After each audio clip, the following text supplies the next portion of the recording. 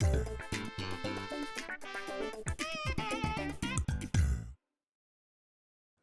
hey, what's up, everybody? All right, we are going to be looking at Clerks, the comic book. The comic. Joining me today is P-Thug Paul. Do you even know my real name? From the Comics Binge. Paul from the Comics Binge. Paul, don't take it personal. I don't pay attention to names. I don't know if you're aware of this. Names. They're no good for me, you know. Hey, I'm terrible at names too, man. You're all good. Yeah. You're all good. That's why I'm Sketchcraft. I don't make people remember my name. You know, why would I make? I know your name's Rob. I know your name's Rob. Yeah. That's the theory. So, Paul from Comics Binge. If you aren't familiar with Comics Binge, we'll have an ad. We'll have a link. You can go check them out at the Comics Binge on YouTube. Hey, everybody. Hey, if you'd like to know more about Paul and his site, the Comic Binge, check us out. This is the Comic Binge at the Comic Binge on YouTube. Paul goes through different comics similar to what you're watching here, but into much more in-depth, like, you know, why you should buy stuff kind of stuff. Like, check out that. Look, he covered. Look at this. This is dope, right? Like, they did a live stream. They did a 1 hour covering the Batman adventures. Pretty good, right? And he has different people on who have qualified opinions, and there he is. There's Paul. Oh, there's Paul. So this is a pretty dope site, the Comic Binge. You should go check out Paul's stuff. Give him a like and a subscribe and a follow. It's totally free. You just do that. You follow stuff. You learn about comics. You got something to listen to while you're playing Fortnite or Apex Legends or Dragon Quest 11. What are you doing? There it is. Comics Binge. All right, back to the show. Bye. I, on the other hand, thought it'd be great to get Paul on here to talk about something I know he's never read before. He's definitely never read it. Nope, Never read it. I would say, and this is not, I'm not knocking you, okay? I would just say you're like a, what would I call that? Here we go. DC 52, kind of like, not a modern comics guy, but you've been reading comics consistently for the past 30 years, right? Like you haven't gone in and out too much? Really quickly, I'll just, I pretty much grew up reading comics and watching Star Wars, which that's how I know Rob was from the Making Star Wars show. And so it's not an accident that I bond with someone who both likes comic books and Star Wars, right? So, but then I grew up on that. I grew up on Secret Wars comics, and then The Dark Knight Returns, which is again, I've heard that story many times. Mainstream comics, so DC, Marvel. Yeah, this is what I want to get through, and some Dark Horse, right? And some Dark Horse. And some Dark Horse. So this will be good for you. This will be good for you. So Oni Press was founded by two guys, Bob Schreck and some other dude I don't care about. And trust me on this one. And Bob Schreck was an editor at Dark Horse Comics in the 90s. Yeah, a big editor. And then he started to make his own company in 1997 called Oni Press, and he kind of co-launched it, not creatively, right, with Kevin Smith. Like that's how like this got put on my map. Yeah, Kevin Smith was like the big launch for this company. So this comes out, I want to say February of 98, right? Okay. Because I think that's when I bought it. And the idea was like trying to, it's like indie comics with a Hollywood, like trying to integrate like Hollywood, a little bit more of that Hollywood talent, right? So it's like a license, but it's working with the direct creator. Unlike say the Star Wars books where George Lucas has nothing to do with that, right? It's like a license. So Kevin Smith's actually writing this, and Bob Schreck kind of stuck around Oni Press until I want to say 99, 2000, around there. And then he left, and then Kevin Smith left too, and then Bob goes to DC and does like Hush, right? He became editor at DC for a while, and he did the Quiver series with Kevin Smith. With Kevin Smith. Yeah. That's Bob Harrison. Then they put that, so they all kind of continue that relationship, over at DC for a while. Mm-hmm. And now I believe, quote me if I'm wrong, Bob Schreck runs the Comic Book Legal Defense Fund, like he's in charge of that. Yeah, I don't know. Is Oni Press also the guys who do Scott Pilgrim? I don't know. I didn't read Scott Pilgrim too much. Yeah. Really? You seem like you're tailor-made for Scott Pilgrim. You would think so, but I'll tell you a story off air that I don't want to. It's a great comic. Let's talk about Clerks. So first off, we got a cover by Gabriel Hernandez, right? Love and Rockets fame. Are you familiar with that? I live right by Fantagraphics, so yes, I'm very familiar who Love and Rockets is. My wife has it. She's read it. I have it. Awesome. So getting a little bit of that indie credit, right? A little bit of Hmm. indie comics credit to start off. Now, the one thing I would say is the art was by an up and comer at the time, Jim Mahfood. Jim Mahfood, I'm not whose familiar with that. art Jim Mahfood, if you've seen his art now, it's very juxtaposy, Okay. really cool, like fine art, like Mhm. Ashley Wood. You familiar with Ashley Wood? He'd Yeah, be a like little a bit. more, he'd be like a more street style. Oh, He's okay. got the same kind of like vibe. In Gotcha. this series, it's way more cartoonier, and I Mhm. like to think of this as a prototype or a what would you call it? Like a first trial run at the Clerks cartoon. Like if you look, Mm. you're familiar with the Clerks Oh cartoon. yeah, I've been a while, but I've seen most of it. You know, I own one of the designs from that from No Steven shit. Silver. Yeah, the from the toys. He did the drawing he did for the J with the machine gun toy. Oh, that's cool. So, but Steven Silver was the character designer on that cartoon, and this is like a. I feel like this is like what you put in front of Steven Silver. You know, if you're going to Yeah. start to create a Clerks cartoon. Um. So, the gist of this comic, folks, and the reason why I'm like you got to check. This is great. Yeah. Is basically this issue takes place right after the release of the Star Wars special editions, right? So like in spring of 98 or Yep. summer of 97, sorry, 97. And so there's this whole money making scheme of selling reselling Star Wars action figures, right? Like what do you call those? The ones that are like one a box, the chase Well, figures, yeah, right? they say chase, but it's not really. They don't really have chase figures now, really. You know, They did in or 97 because I worked well, at Playco. I worked at a toy store from 96 to 97. So I was at a toy store from November of 96 to summer of 97. Right. So oh, Tickle Me Elmo through this exact period. So I oh worked at a toy god, store when this came like not when this book shipped, but when this story takes place. And they were called chase cards, like at yeah, the time, or chase there's figures. chase Yeah. cards. There's chase cards. Yeah, I know what you're, Yeah. but there's not really because when I think of chase like cards or toys, I think of like one. There's only like one per certain amount, right? Whereas like in nowadays, it's all different too, right? Because there's pre-orders now, so you don't have to chase anything. There's nothing to chase really. So Yeah, at um the time, a truck would just show up and we would yeah, unload the figures into the back, and you'd open it up and see what did we get. Like, yeah, you know, exactly. You make it, yeah. that's even we didn't even know what Nintendo 64 games we were getting. What? We would just show up, we just get a shipment, they sent stuff, and then you would see what did we get? Oh, we got a Mario Kart, we got a couple blast cars, you know. We got three Superman games. Oh God, where are we gonna sell I these? wasn't there when Superman 64 came Oh, out. okay. One of the things I really love about this issue, throughout the issue, is Mahfood. We can zoom in. He just works a ton of like Easter eggs into the Yeah, backgrounds. Like if you I've look seen. here, there's like a Carl Barks, the artist Carl Barks, who created Uncle Scrooge, and did all the Uncle Scrooge comics for like 50 years. Oh yeah. Like like just this Uncle Scrooge comic right here. Like even more Scrooge McDuck action. Like it's just like all these crazy like little Yeah, references and Easter eggs yeah. throughout the issue. Um, I would say that like now I'm an older school cat. I appreciate if someone is writing a standalone issue or a short form issue. I don't mind all the words, but like for some reason, and I want to say I noticed this after the Ultimates came out, Mm, right around that era, the Mike yeah. Millar, Brian Michael Bendis era, where it was like, we don't want words, we just want storyboards, and then we want artists to draw 100 pages because I read fast. It's like they want like the modern American comic book reader in me wants like to read a manga right in Mm, 32 pages. You know what I mean? Like they don't right. want words. I don't know why, but what I love about this is I feel like you get a complete mini movie in 32 pages because of the Yeah. words, which No, no. will go on. I mean, how do you feel about all that?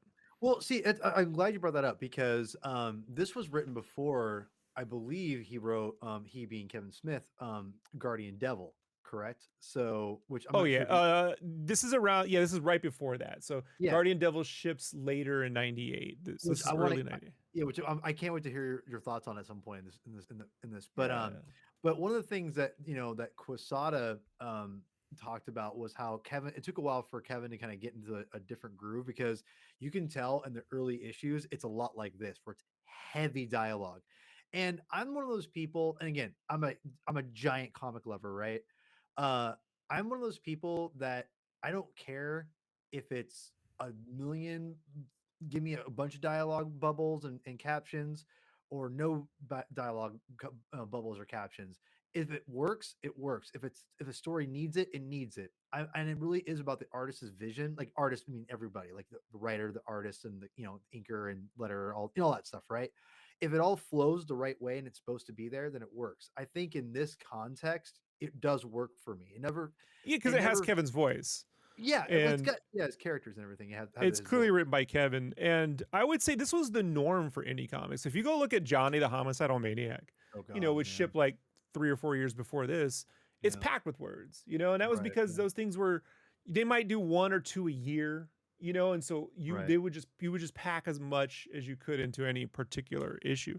But here, this yeah. flows. I mean, if you're familiar with Kevin Smith and Jay and Silent Bob and all that, then this all this feels right. This is I love this this layout here. it's not just the layout, it's the transition, which you don't get until you read it. But That's a it great is point. like a Yeah. great, it ends with this is Steve Dave and Walt the Fanboy, if you're familiar with Well, I'm Mallrats. familiar with Steve Dave. Oh, I'm familiar. Everyone knows Steve Dave, but they forget Walt the Fanboy. They do. But They do, yeah. but there's this point where Steve Dave goes, "What self-respecting business owner would hire a guy like that anyway?" And then they cut to, it's like you can almost hear the music, like the soundtrack Yeah. playing on this That- particular that's a scene. really good point. Like the soundtrack, weird thing with Kevin Smith movies is that the soundtracks were always not, they're not the strongest. The Mallrats was probably the best, but that's because like they had lots of bands on it that I liked. I You really know, like that Clerks soundtrack, man. I don't know. I don't even remember the Clerks soundtrack. That's how bad Then it you was. can't say no. Go put that back in. It's All fantastic. right, all right, all right. Oh, you win. I joined the army later this year, and Oh shit. when I hit my duty station, I didn't get out of basic training until a year after. So I got out January, February '99. But the Clerks soundtrack was like how I got through like the first 6 months over there. That's fair. Like Hey, it you got was a my connection. Yeah, yeah. yeah. Well, It's got who's my on it? Really quick, who's on it? who's on it. Man, Who's I on it? cannot tell you the names of bands or You, people. you can't tell. I cannot tell you the names of bands or people unless they're artists. Like I have a You're your visual host. and audio mind. I do not have. If you've ever watched the the Star Wars podcast, I don't know people. Bro, I'm I don't know telling you, I don't people's know names your either. name, Paul. I know You know that's what I what I'm mean? saying. I don't blame Peter. you. I don't blame you, sir. I don't blame you. I barely know your There's name. so But I many don't, fantastic little Easter eggs back here, though, right? yeah, Like, yeah. like especially like there's Batman and Rob. There's a Batman and Robin disc right here. Let's see if I can do a little digital zoom in. I need to It's bring this like up on my iPad. Batman and Robin. This movie sucks ass. Like just like it's just Yeah. pot shots at the industry at the time. It's a really good snapshot of what was going on in movies and Yeah. Well, also of the times too, which we'll get into in a little bit. But yeah, that was which I want really quickly. I just want to mention. I love the transition too. I think that's one thing missing in comics that is a lot of artists, and I don't think it's the writers necessarily. It's the artists. The artists these days, and a lot of times, not all of them, but a good portion of them don't know the art of like the last panel and how to make that look into the next page. And again, that's somewhat on the writer too. But I feel like the artist's job is to kind of like help bridge that gap, And like you said, like this is a perfect layout of like the movie, like the whole wide panel with overlaying double page with the so panels underneath it. I would say what you're talking about, Mhm. right, is a combination of artist or writer or both. Because when I think of this Agreed. Yeah. transition today, like I I've drawn a couple scripts. I imagine this would be too pulled in for a writer's script. This particular shot is like a medium shot where you don't even see the full signs for RST video or quick stop or anything like that. It's sort of, it's brought in close so the figures are bigger. And I feel like in a modern script it would have been like exterior plus something plus a medium shot.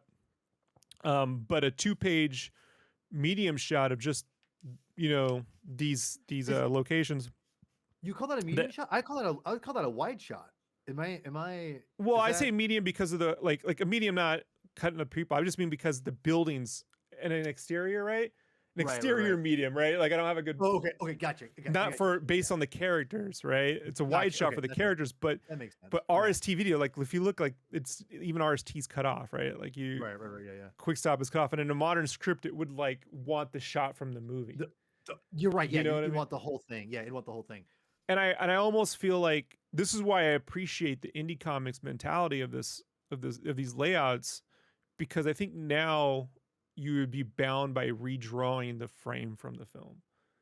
And Yeah. I don't agree with that, like in the comic. I believe like this shot works for the comic. I don't think this would work in film, Oh, for right? sure. Yeah. Well, And this because works in animation.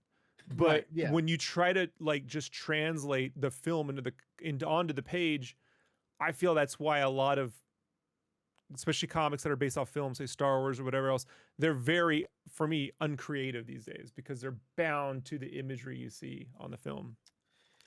Like, Yeah, yeah. I think that's. I think I see your point. You've argued that I'm making Star Wars before, and I don't agree with you still completely, but I see more your point now, and I think there is.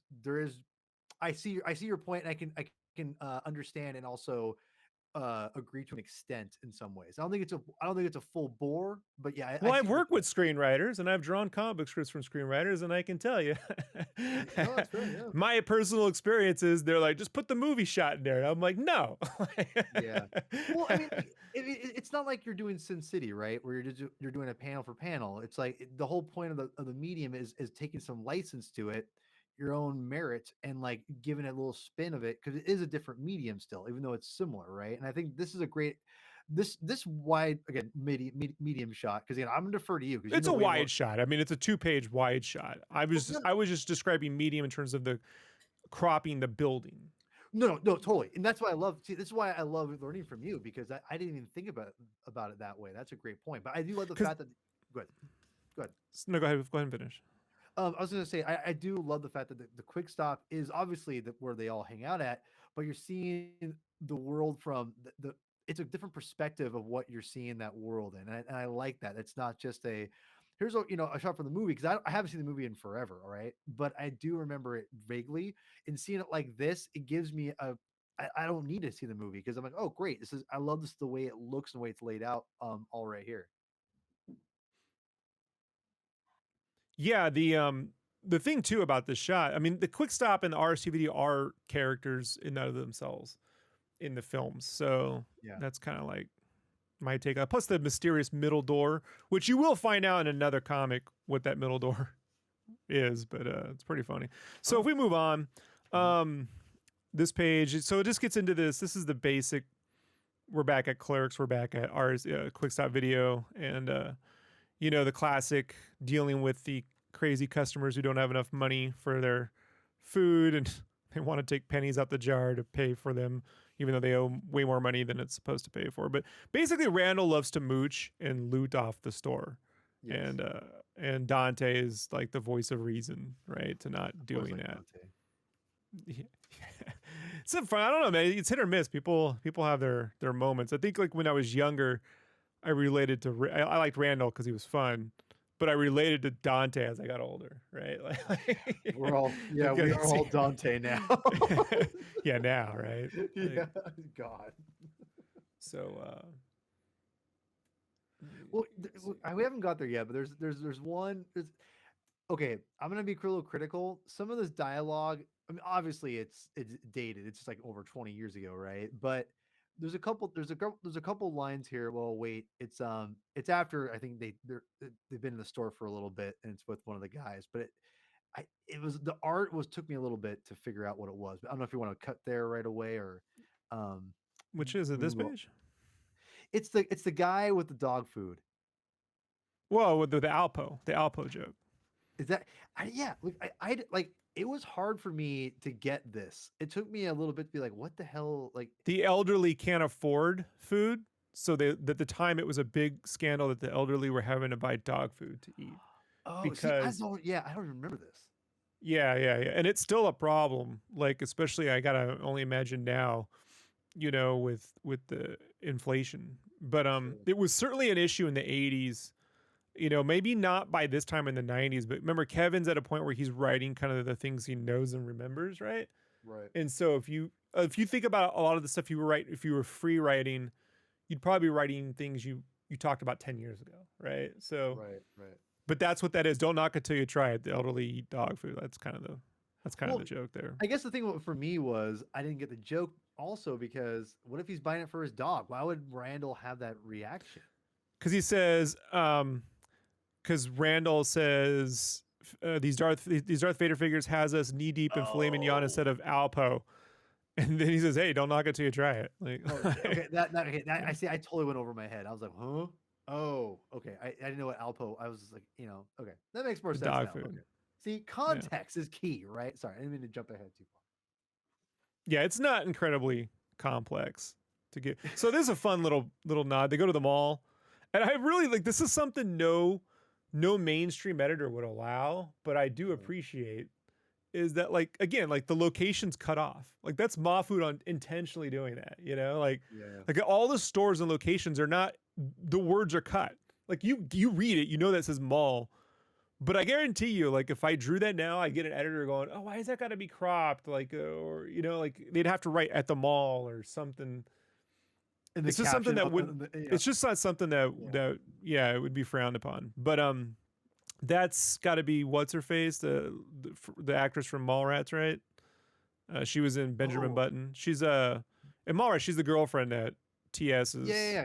She pronounces the jaws when pops out of the water. Yeah, and then there's Right? Banky from there's Banky from Chasing Amy. Yeah, with the Blunt Man and Chronic comic.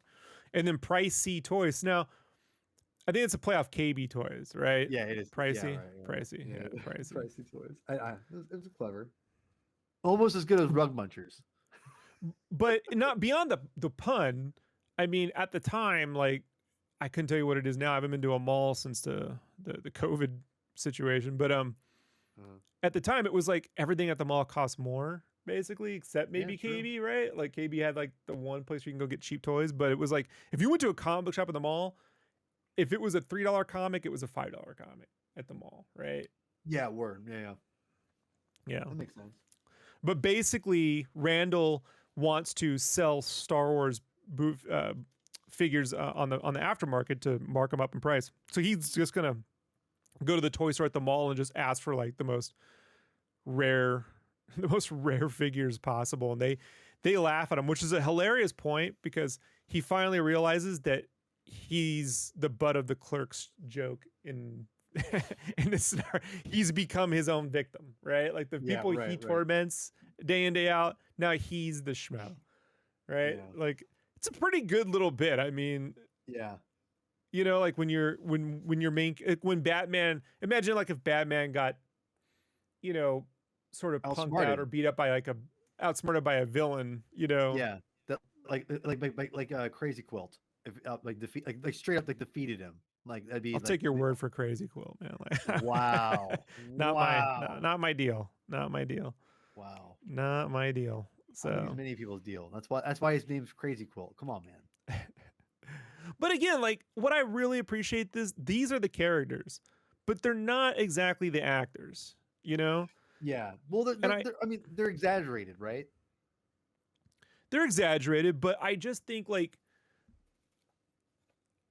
having a likeness to the character is more important to me than having a likeness to the actor, because what it just sort of does is it breeds it limits the amount of expression you can have, because then you're sort of, it's the minute you start making characters express, they don't look like humans anymore. They look like cartoons. So you end up with like a lot of static faces. You don't see Drew Struzan painting a lot of crazy expressions on those posters, right? Like that's a good point. Yeah. So I've learned this from, unfortunately, especially in t-shirts when you're putting actors' faces on things, you can't change things too much, or you can't take screen snaps from trailers where like their face is out of whack, right? Like when they're making a crazy expression. Sure. So, but with a cartoon, you can express them more. And then when you go back to the standard, it's as long as it's goatee and the checker, then you're like, oh yeah, that's clearly Dante, and it's got the hat back and the ponytail with the, the long jaw and that smarmy ass grin, and that's Randall. So, and even in black and white, I don't ever really get any of that stuff confused. But no, not at all. Again, a lot of dialogue. But here's, man, like this book's $3. So like at the time, if you're renting a video, if you're gonna go rent Clerks, it was a $3 rental. Like, so like to get a nice, if I'm taking my time, I'm eating and I'm taking, 15, 30 minutes to read this, I'm getting like a cool 30-minute little, OVA. in Kevin Smith's voice, in my opinion. So I just don't. I don't know. Like I reread it again today, Uh-huh. and I was just like surprised at how complete the writing made it feel versus like when you read a book, man, and you're like, oh, Mhm. that's the first one. I wonder what's this feels complete. Does that Yeah, make it's a one sense? and done. Yeah, it's a one and done. Well, and one of the things that you talked about how it's enjoyable and like you feel like you're getting a complete story. I think part of that is that in comics, and again, you can attest to this. This is way more than I ever could probably, or not probably. You could or will. But it's really cool to see a comic have like a bunch of panels on a page, and it actually have like it's not just like three, four. I mean, again, those are nothing to knock when people just do like because modern comics. When I read, I'm not sure how many modern comics you read, but I can tell you from my own experience, I read comics from all kinds of different eras, and independent to mainstream, corporate, whatever. It's just funny because modern comics is, American comics anyway, I would say is very heavily based in that whole three, four, like six, it's six is like the ultimate limit without doing like the classic 9 panel grid, whatever. But this what's nice about this comic specifically is that the panels are there's a bunch of panels per page. So and one of the things back in the day that the original like the oh my God, why am I Will Eisner? Almost forgot how the hell do I forget Will Eisner's name? Will Eisner and a bunch of those people used to talk about how they used to put a bunch of panels on a page because they didn't want people to feel they were being cheated. So it's very interesting you bring that up because that's one lost art today. Which again, I don't want to be a slave to any kind of way of doing things, right? But I do think the more you put on a page, is the more you're going to feel you got out of the story, and that could be a detriment if you're just throwing in filler, right? But what I came up, I coined my own term. Okay, you're gonna like this, Rob. Let's see if you can tell me I'm full of shit if I am. But this is what I think about comics. Keep it dense, or excuse me, it's dense but condensed. That's the way it used to be. You can have it, you can cram a lot in there, but you got to condense it down. And that's the thing about the comic book medium that I think people forget. You can put a lot of information, like we're talking about this in this comic book, that you don't have to rush and like do a bunch, put a bunch of pages on it. You can put it on panels and just have the story flow Well, figure it out. one of the things that prevents that though is Uh-huh. when an entire industry, whether it's comics or anything else, starts to pride itself on best use practices as the norm. Exactly. Yes, So, exactly. there's if you follow the comic craft guys or anything else, they'll always be out there like just take lettering and fonts. You'll have letterists tell you this is bad lettering, this is good lettering, this is bad lettering. Yeah. And I'm like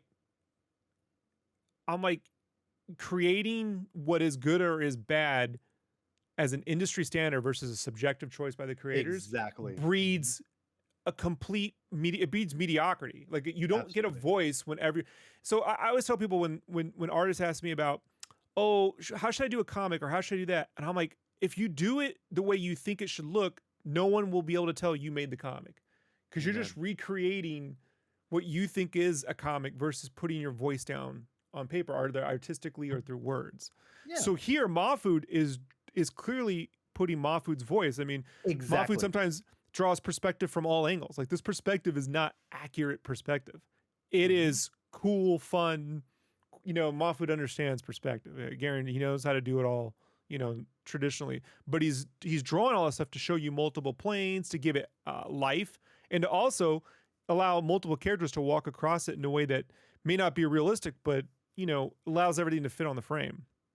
If it You was know, following the rules of perspective, it would not be as interesting to look at. I'd be very curious. And I mean, you may actually know the answer to this, but did Kevin do a full script? And because it definitely feels that Moffat Mm, he has a lot of license in this because I just judging from Guardian Devil, it does not it is not flowing as far as the pacing and the way it goes. It definitely doesn't feel anything like Quesada and Kevin did. And I'm sure obviously artists going to have a tremendous amount of input and how the story flows because they're the freaking artists, right? But it doesn't feel like Kevin Smith to me. Again, in a good way because the way it flows. Is that something that am I on to something with this? Do you think? as I remember asking Kevin about this, I want to say around 2001. It was at Uh-huh. Comic Con. Bugged him when he was hiding out. He was standing there trying not to be noticed, and and I noticed him. But I did ask, for this sort of thing, if he was writing scripts, and I think he said he had like a script, like a description of everything, what would Yeah. be happening, and he kind of left Mahfood to figure out, and then he Oh, went in nice. and added the words, or he Perfect. already had dialogue written, but he like exaggerated or tweaked and Right, refined right, right, right, right. after. Yeah. Like he So probably not had quite like not the yeah, Marvel method, but like but this close. gag was something he would describe. You know what I Exactly. mean? Yeah, yeah, yeah. Yeah. No, Yeah. and that's a great point because it definitely felt like Marvel method driven a little bit, not like completely because there's too much dialogue here to be just completely Marvel method, obviously. But it definitely what you're saying makes sense because all I could just tell the way he must have had a lot of leeway because there's so many panels in this, and the way there's like the stat like there's page 18. I'm not sure if you want to. Yeah, you're on it right Yeah, there. right here. Yeah, right there. Sorry, I didn't realize that. I'm on my iPad. Thank you. So this is something that Kevin wouldn't do. This feels like is an all artist driven, in my opinion. Maybe I'm wrong, but this feels like it's an artist, and I love this. This is perfect. I imagine he wrote the dialogue out Oh yeah, to for some sure. extent, Yeah, yeah, yeah. but all this bit back and forth where he's picking up the jerky and doing this, like that I imagine comes from Mahfood. Yeah, and it's great. Also, This is a great part. this is a type of panel that I would like, sometimes I notice artists, sometimes they like to keyframe their illustrations where they'll take this and then Tell me there'll what be like an keyframe in means. between. Tell They'll me do what an in keyframe means. between keyframing. So Yeah. pose to pose animation, right? Mhm. In animation is where you have like a character doing this and then that, right? Right. But then what comic artists will do is they'll add like 2 or 3 panels in between and try to get this hand to move. Exactly. And I'm like, Yes. don't do that. That Yes. problem, like I sometimes I get it, but for the most part, the way to really study is to not be an in-betweener with comics and to not even Mm. go like this. I'm gonna tell you right now, like if it weren't for the joke, you go from here to this and you don't need the pause. You see what The I mean? Like pause if you makes just it. go Yeah, the from this pause makes it panel, though. Right. but if you just read it visually Yep. without, You're right, right. it Yep. Yep. Yep. moves. Yep. You're right. And You're right. so like I'm always, anytime I look at anything I do, I try to eliminate a panel unless like, the writers tell me don't. Um, or use that space for the characters to like emote more, right? Mm, But in right. an exaggerated sense. Not in an incremental way, if that But you makes see, sense. this is brilliant. I fucking love this conversation, man. Because really quick, I know we're getting hung up on this page here, but I think you're bringing up something I think is really fascinating because I think what because obviously it's symmetrical, right? It's meant to be even, and that's the whole point of like the comic. Every page is an experience. So I think I totally get what you're saying, and like there's definitely a balance, right? I think you'd agree with that. There's a balance of like because sometimes you don't need extra. You can eliminate panels. You're right, like you just said. That's a great point. But it works in this context because the whole page is symmetrical, and that panel does add an extra layer of the delay for the joke. So you don't need it necessarily, but I think the pause helps. I think honestly, it fills in line with the movie more with it than without it. But you're right, it doesn't need it. But for the Like pages, like like if you had this and then he's shocked, but he just says right here, he says, geez, you're such a Catholic, right? yeah. And then you went to this as a full widescreen, right? Like a Ah, cinematic, okay.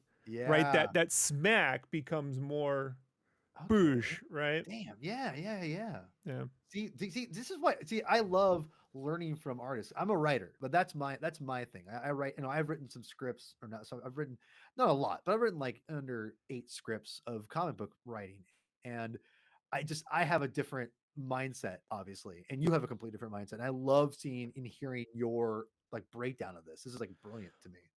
What I would recommend, like artists do is study, like one of the things I did even over COVID, when the COVID Yeah, lockdown was in full swing, is I went and that's when I started got writing. Yeah. you know who Mark Davis is? Isn't he the Garfield guy? No, no, no, no, no. That's Or not Jim Davis. Jim Davis. Mark Davis was one of the 9 old men at Disney, and he's Oh, the okay. guy Yeah. that Walt hired, and he did all the designs for like the Pirates of the Caribbean. So like all the Okay. gags in Pirates of the Caribbean, like the dog with the keys, the Yeah. bed in Pirates with the undead, the dead skeleton, all these gags were designed by Mark Davis. And there's a 2-book hardcover set that Amazon has on the life of Mark Davis. But what Mark Davis was really good at doing was condensing story into one illustration. So telling an entire story in just one drawing versus a bunch of drawings. Yeah. And I cannot stress enough, like, even though I had a lot of these beliefs before I read this, like, being able to look at someone who like mastered it, right? Right. And understand how to condense that down into one thing helps you to, so when you have the next illustration, you're not like, this is like from here into here is great. But I feel like now sometimes an artist would take this and then they'd try to go up to the car window and then they would see the people. And then, like, so sometimes there's just too many steps. And so it's hard though. It's hard because you also have to be in sync with your writer and your editor. Yeah, so you just can't. And that's what I love about this era. Like Oni, I guarantee you, Mahfood was just, he had a phone call and he did what he was going to do and then turned into work. Yeah. Yeah. And I feel like that's kind of how it has to be. Like, this is something right here. Like, I love this panel right here. Let me zoom in. The Buy Me Toys. The Buy Me Toys. Yeah. Because look at this perspective where the car is not sitting on a plane. Yeah. It's on a hill. Whatever. Right, and it's cut off. But this is a fantastic piece of art. Like, this is like, if this were a frame from like a comic strip from the mid-90s, you would have been like, oh, what comic strip is that? This was not something that they would ever let happen at Marvel or DC. But I'm not saying every book needs to, but I think that even by this time, because so many of the best used practices in comics were like the how to draw Marvel way, where you grid everything out into perfect perspective and everything lines up. And like that takes away from the artist's signature, their mindset. I don't feel like this is how they draw. Okay. This is how Mahfood thinks or sees the world at this time. That's crazy. And so like, this is something that is, I'm not saying it's gone from now. It isn't. There's a lot of different things out, but I think a lot of artists limit themselves from this stuff because it's not the correct way of drawing. Right. Right. Well, yeah. I mean, like, again, in corporate, and you understand this better than I ever will. But I mean, I can understand from a perspective that the corporate world, you have to be, obviously safe, quote unquote, and you have to be as like not as commercially acceptable as possible. The problem is when, again, there's that, I always will say, I'm a big believer in Baby Bear. You've got to balance it out. And the thing is with modern comics is that, especially now, because comics are in a weird place, they're really trying to be, toe that weird line of like, we can't be too crazy. We don't want, because we're kind of on a thin line as it is. And so you're right that there's some artists that Marvel and DC and the mainstream people, they don't want to take chances like this and put out crazy things like this, at least nowadays. Good. I would say it's, to simplify it down, I put it into two categories. Yeah. So one, let's just think commercially from comic books, right? Standpoint is you have editors who are older, who are editing based off. And when I say editing, they're also sort of art directing sometimes. It depends on the editor you work with. Sure. Some are hands off, others are really hands on, right? Just it's personality, it's whatever. Sure. But they're generally using their knowledge base in culminating that down to what they think their audience, their current audience, is buying or wants to buy. Yeah. The problem is, I've never been on one project where everyone says, man, we just want to hold on to our audience. So chances are the audience you have is just getting older. So as they get older, they get less interest. They get set in like their ways. Yep. Absolutely. But if you want to get new readers, you're not going to get new older readers generally. You're going to get new younger readers. Exactly. Like and so they omit that, or they go to the far end. They just try to cater to a new younger reader and omit their current audience. And there's this this is where I believe there's a schizophrenic like fight in modern comics between the older cats saying comics aren't like how they used to be. They're not fun anymore.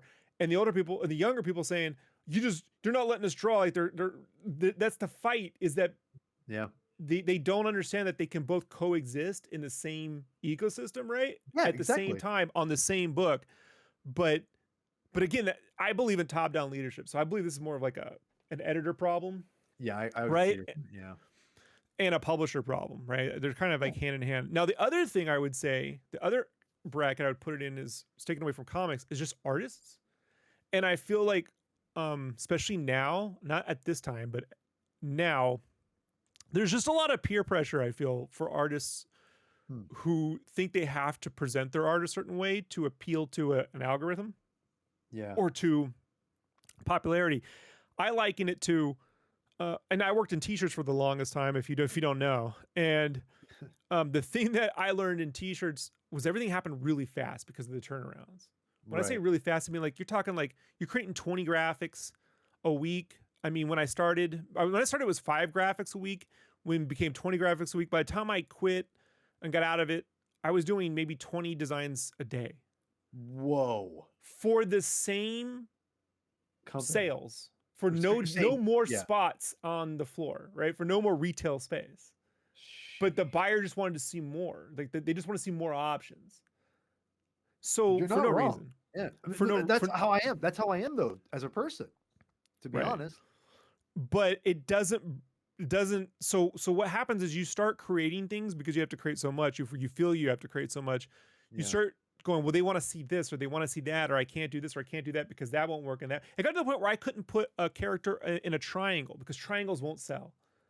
And I said, that's their words, not mine. And I'm like, I'm going to put something in a fucking triangle because I don't give 2 shits. You know what I mean? We could put it in a circle. Who's going to say triangles don't sell? You know what I mean? I'm like, and I sat there, I looked at that person, right?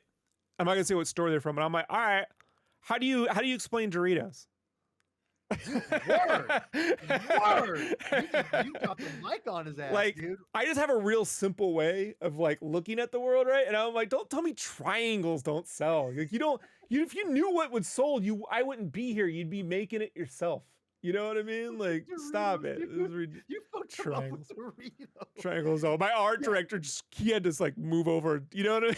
Like, yeah, he's just like you can't laugh at him, but just people want to laugh. I'm like, because it's ridiculous. Yeah. I'm assuming the Doritos aisle is stock full of inventory. No one's, I mean, cool. It is Cool Ranch. I mean, Cool Ranch is delicious. I mean, let's be real. So this is where they go to this big box store, right? Which is basically Toys R Us. Yeah. The Buy Me Toys, right? Screw Pricey. Pricey's KB. This is Buy Me Toys is Toys R Us. Like Toys R Us, Buy Me Toys. Yeah. And they have to go here after hours. And there's this aftermarket, like... Thunderdome like scenario where everyone is this guy is the manager of the store and they have all the toys that they're hoarding. They're gonna decide to dole them out amongst the people who grovel the most is basically it. Right. Now, I mean, here's the thing, right? Right. And here's why I love this comic then and I love it now, because of all the Star Wars comics you've ever read, name one that's ever dealt with the realities of selling Star Wars merchandise. Arguably, the biggest or second biggest part of Star Wars is the merchandise, right? Oh, for sure, let's say the movies, right? And maybe now some of the TV shows, but the movies would be the biggest part, right? But the merch is this, especially action figures, right? The action figures would be the second part. But none of the comics have ever dealt with the action figures. And this is dealing with it in a way that is still relevant today. Hey, Brandon. Yeah. You enjoying the video so far? Always. Well, did you know I have a YouTube channel with like 1,000 other videos? 1,000? Like, sadly so, I think. I just wanted to remind everyone out there watching the show. Just if you check out the rest of the Sketchcraft channel. You can see that I got art. I got art tips. We got speed vids with audio commentary. I walk through my art. If you do color pencil, if you do watercolor, you do pen and ink, you do digital. I got it all. I got art tips, right? I got like perspective, digital inking tips. I also have 1,000 real-time live streams. So if you ever see me working on something and you're like, hey, how did I let's go check this out, Brandon. Let's go see me. Yeah. Here's me recently doing the Apocalypse commission, right? Doing a little marker rendering here. All right. It's a little inking going on there. You can see me inking, right? I think you were there that night. I was there. Yeah, I was chatting with you. Yeah.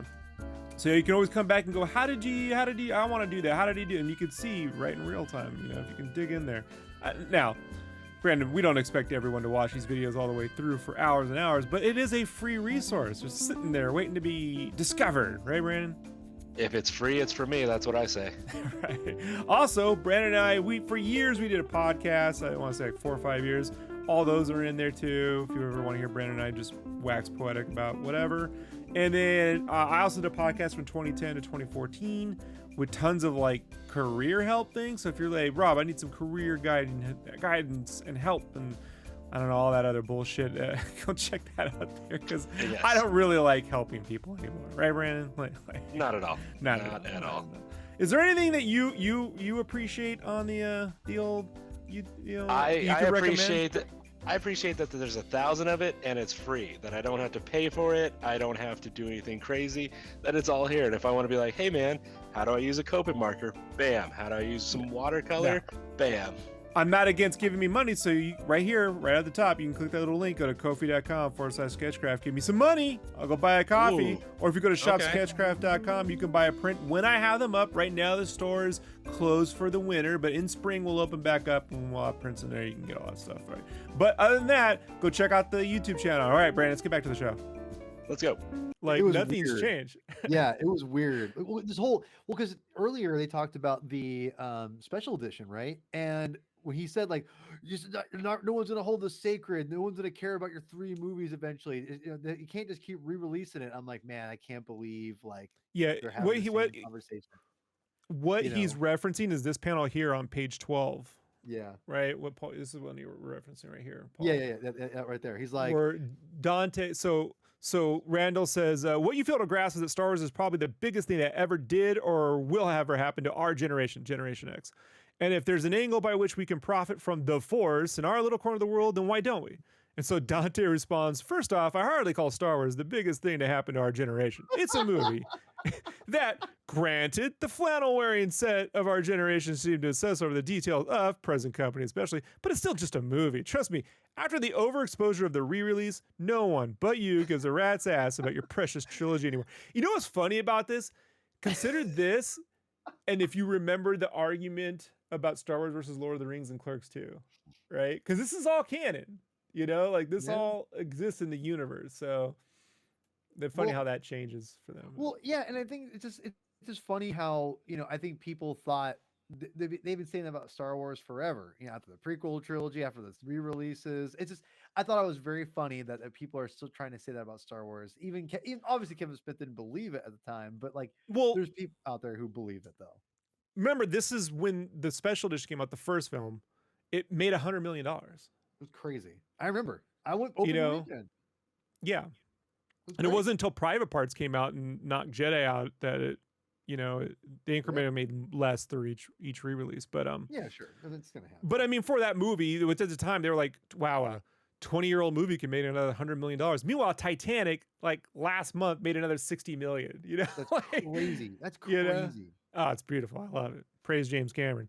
So, hey, I love James Cameron. I'm you know me. I'm an Avatar guy.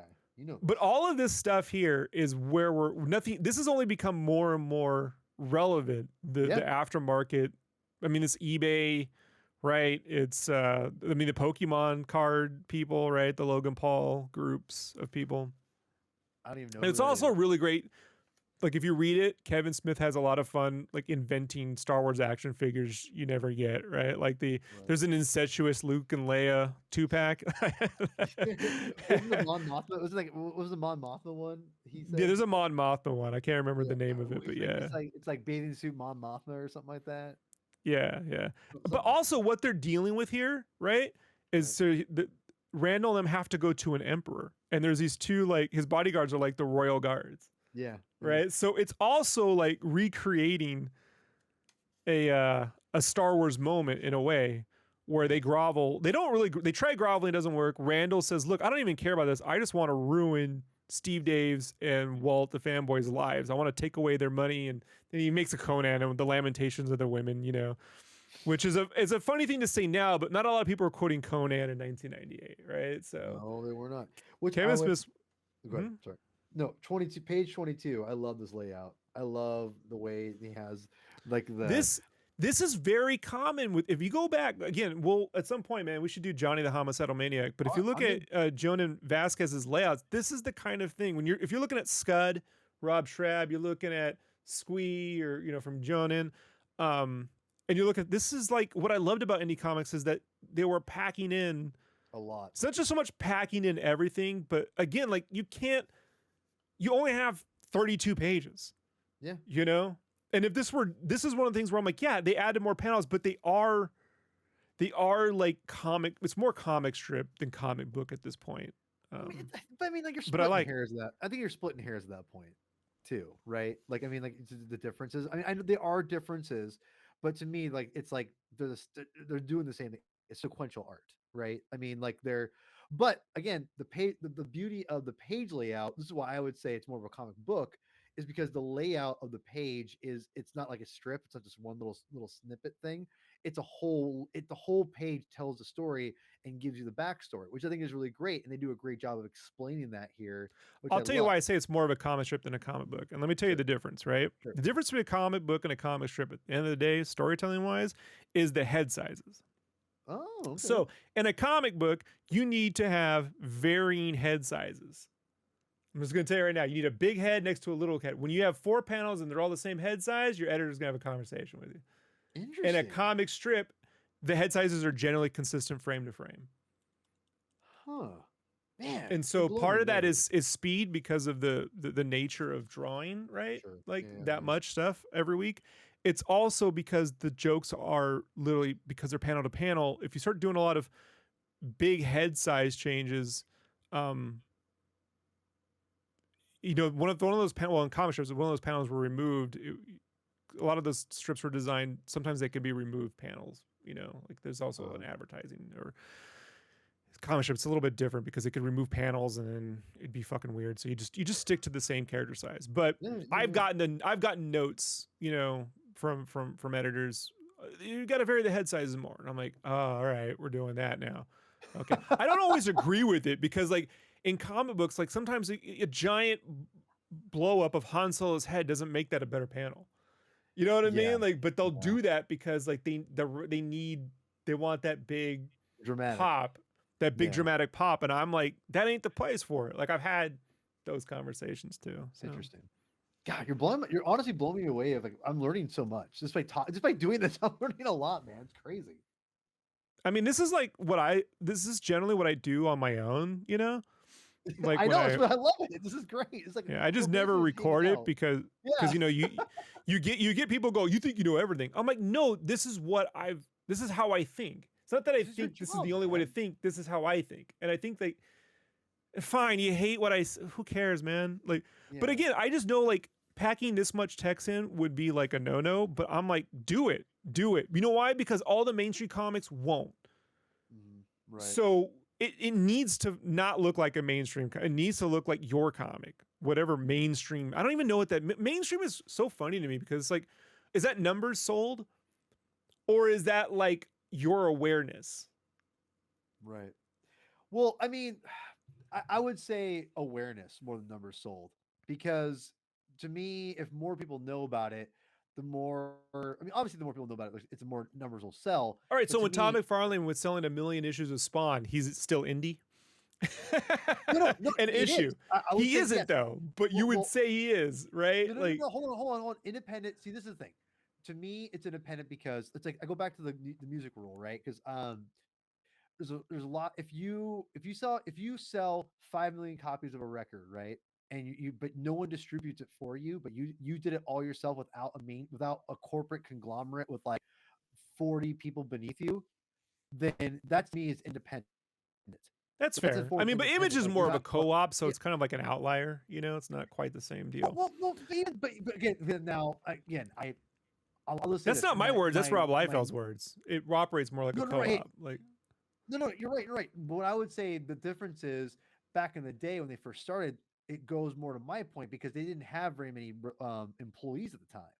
So to me, it was like they all did their own thing. They had, there was a few overhead as far as like what they paid for and things like that. I mean, Rob Liefeld talked about that in his books too, is how the more books you put out, the less you had to pay, or you had to worry about paying the other the few employees they had to kind of help get things Yeah, you're moving and talking things about like it. There's that. an image, you have to pay a certain amount of money per book to the main office to cover Right. overhead. Yeah, So the the main more office. books Yeah, you that's print, the more you're funding the main office. The less books, the less you are. Right. exactly. So Right. again, that's why I would say that Todd definitely was independent. I mean, right now he's his own. He's his own corporation. He's not as independent. I would Okay, say. what would That you consider Dark Horse in 1998 an independent publisher? Yes. Yes. Really, Oh, with 98? Star Wars and Wait, I Aliens was and at 98. Frank Miller I thought you said and 88. Mike I thought you said 88. Mignola I'm sorry. and John Byrne I and would Paul say Chadwick. okay.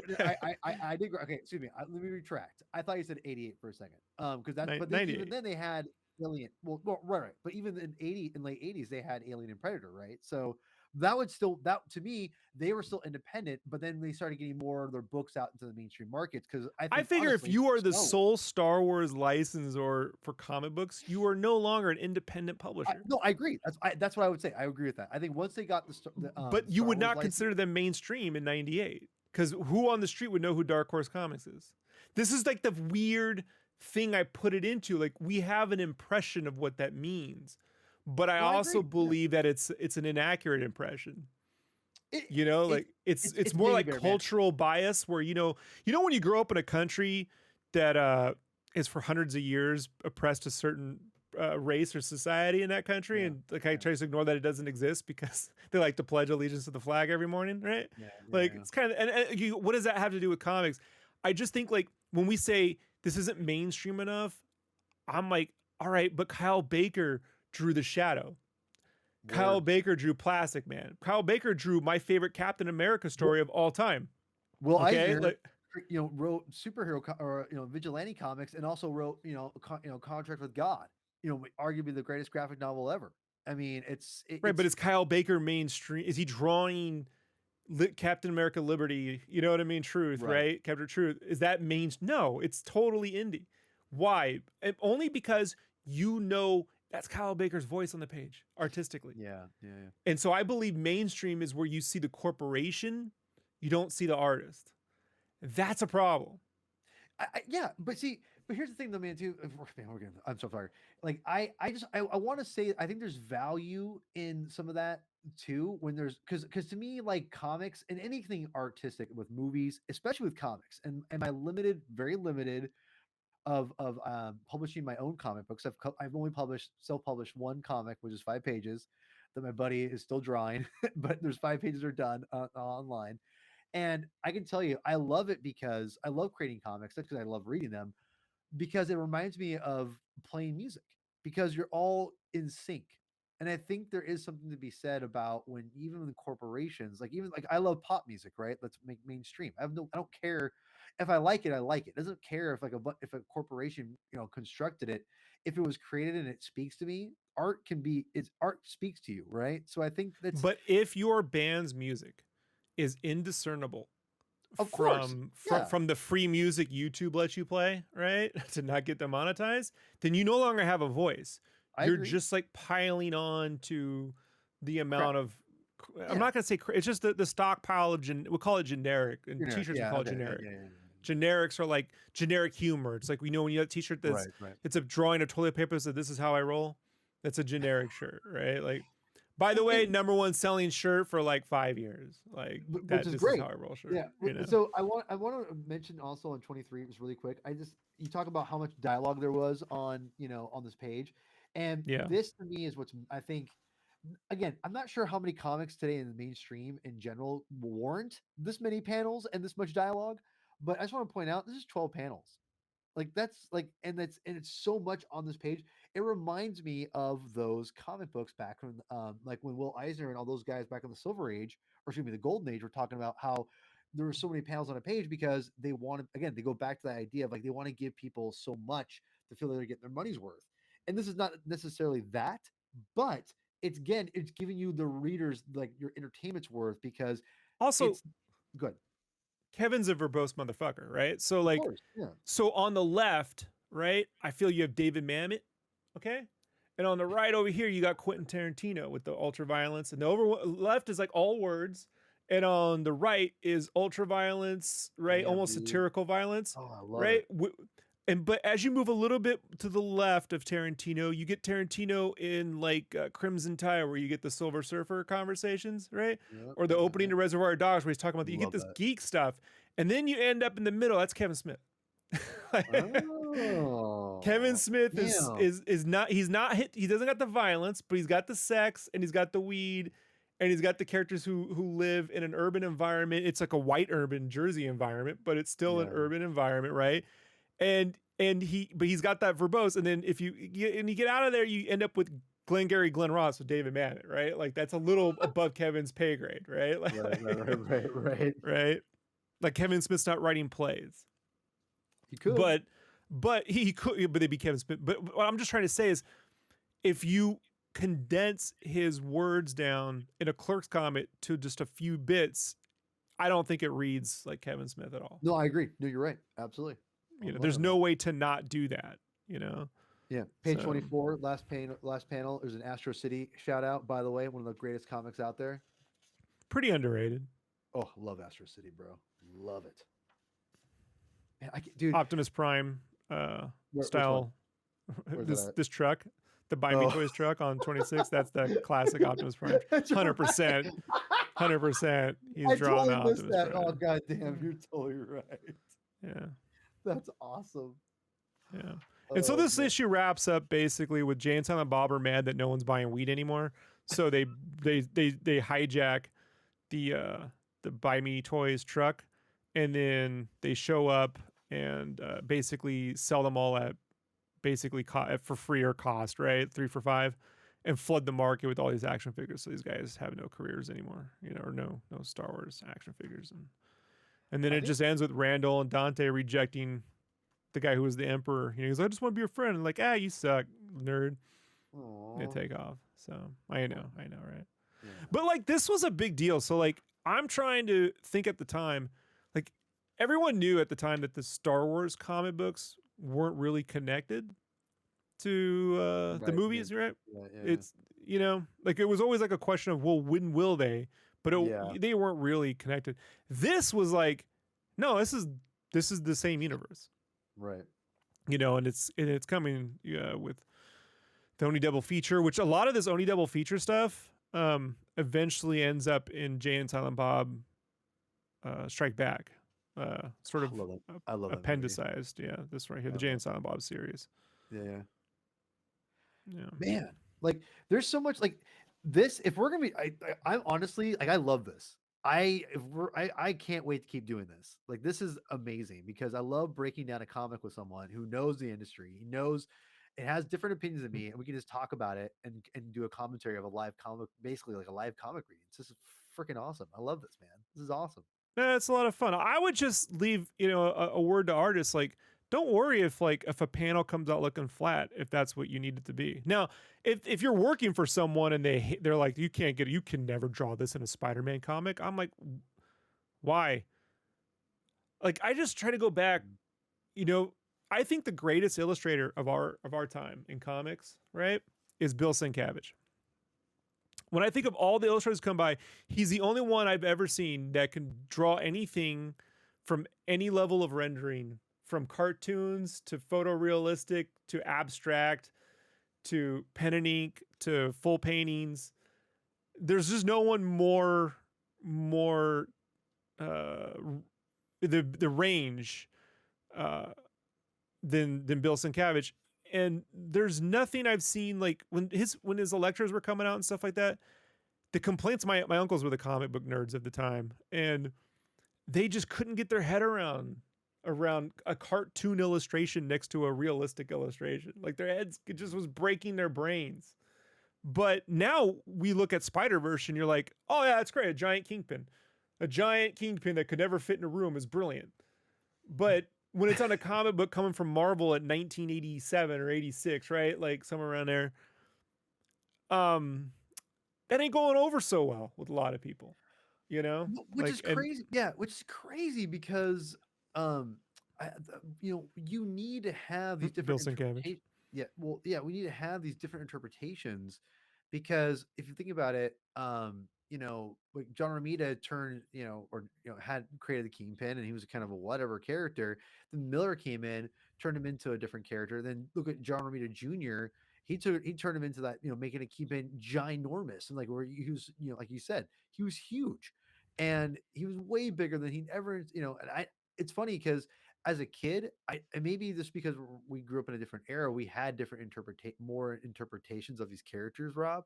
But like I just accepted it as what it was. It's a different interpretation and drawing of the character. It was never like he's not supposed to be that big or what. Like I think the way to think Hulk's about always it, been different. what I would hope artists do is to not think about like an interpretation, but to think about the emotional Yes. reaction you're trying to create with the imagery. Dude, You should be illustrating the emotion of that character and getting the emotion off versus just playing to a style what the canon says he needs to be, kind of a thing, right? Like it's like the thing you can make the thing very like just kind of broadly bigger than a regular human, or you can make him super wide. There's so many different interpretations of the character. And again, like you said, it really what fits the emotion of the story. It fits, I think, what the vibe of the character that is the writer and the artist are going for. And that's a great point, that it's the emotion I think it's the same thing, but whatever the theme and the emotion is supposed to be of the story should emulate in the characters and how they look. And I think like this is why like the books in black and white, and all the Oni books are in black and white. Sure. But it's Clerks. If it were in color, I don't like. That's why it's hard for me. Like when I watch Clerks 2, I have to put my TV to black and white. By the way, like I'm like it's like this universe being monochrome, because I think that the viewpoints of the two lead characters are not dynamic. Right, so they live in a world of black and white. Yeah, like, it's more a story itself. Right, so I and just when I watch the Clerks films, I just put them in black and white. Same with the cartoon. Like I prefer the cartoon in black and white. But I'm the outlier on that. I would just say a funny thing is with black and white. I had a publisher friend tell me, Rob, black and white comics don't sell. And I'm like, what about The Walking Dead? And they're like, well, yeah, what about manga? No, forget all that, because they manga, they're not having it. That's manga, it's not the same thing. What about The Walking Dead? Same thing. What about I got endless Calvin and Hobbes books, the 90% of which is not in color. Ninja Turtles? They would tell you it's now printed in color, to which I'd say it would look better in black and white. Yes. And also Garfield. I know. But The Walking Dead's the one I love because they actually made the creator of that like a co-founder of Image because it sold so much. So I don't want to hear how there isn't a room for it, Like it's ridiculous. So anyways, I want to wrap this up, my friend. Yeah, Clerks, the comic book, was it worth were you glad I made you read this? Were you annoyed? Right? Were you like, this fucking dude, it's gotta make me read this? Like, well, first of all, it's an honor to be on a show with you, and second of all, like I respect your opinion enough, so I'm looking forward to reading it. I was really glad I read it because it was fun. Whenever I'm recommended something, I'm always worried it's going to drag. That's the biggest fear I have, because I don't mind telling people I don't like something, but it's when things are not resonating with me and they drag. That's what makes me go, ugh. And I like this. It never dragged. It was a very quick 32 pages. So yeah, I mean, and I know for me, like even at the time and now, I tend to just not speed read. It's the one thing I don't allow myself to do. Even like I mean, I didn't have cell phones at the time, but like at the time, like you could like breeze through a newspaper. But when I get to the comic section, like I'm taking my time. Yeah, like someone drew this, and I was like, someone spent 12 hours, probably, maybe even 16, depending on how slow you are, rendering all this stuff out, and to just flip through it to me is always like a sign of disrespect. You ever look at someone's art portfolio and you're like, no, crap. Like, the Joker in Batman 89, when he's looking at Kim Bassinger's, he's looking at Vicky Vale's, like, I'll make a Batman reference because of Kevin, right? Yeah. He's like, crap. And I mean, as an artist, like I've been there. It's ridiculous. Just like, and you're like, that was 3 weeks out in the bush, man. Like I had to fly to a remote island to get that, to live with corpses to get that. And you're like, now this, this. Yeah. It's hilarious. So, anyways, folks, we're gonna be back. At some point with some more stuff. No set time and place. So, Paul, thanks for joining me. We'll do this again, right? Oh, dude, fuck yeah! You kidding me? I'm all about it.